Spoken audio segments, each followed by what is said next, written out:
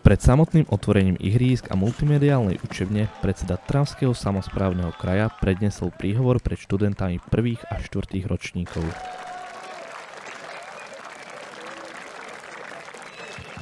Vítam medzi nami na našej pôde župana Trnavského samosprávneho kraja, pána Jozefa Biskupiča.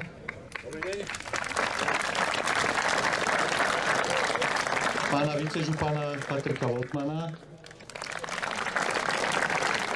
Že škola sa rozvíja, že sa opäť stáva VIP školou nielen v rámci mesta, kraja, ale aj celého štátu. V tomto vám chcem držať palce a v tomto aj Trnavská župa bude pomáhať. Nasledoval beh na novej bežeckej dráhe, na basketbalovom ihrisku si hostia skúsili hodiť na kruh. Na futbalovom ihrisku pedagógovia spoločne s primátorom mesta Piešťany rozohrali zápas. Nadšenie neskrýval ani riaditeľ školy. Po namáhavej práci a snahách konečne videl výsledok. Začalo to pred 2 rokmi, lebo najskôr v prvej etape sa urobili ihriska, basketbalové a futbalové. Minulý rok sa dokončila atletická dráha. Čiže v podstate s tou prípravou aj s realizáciou to bolo počas 2 školských rokov.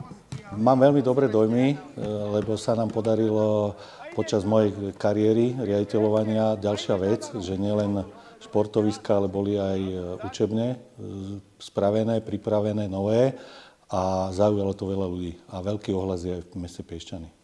A keďže sme si všetko nové chceli hneď vyskúšať aj v praxi, po odprezentovaní multimediálnej učebne sme rovno natočili aj krátke interview.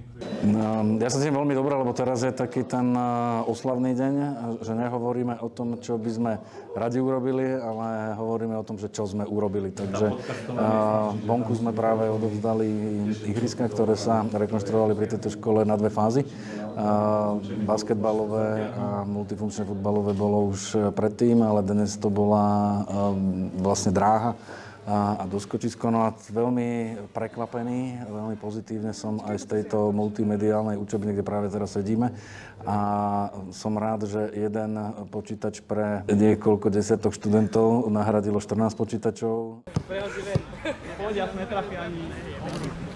Yeah!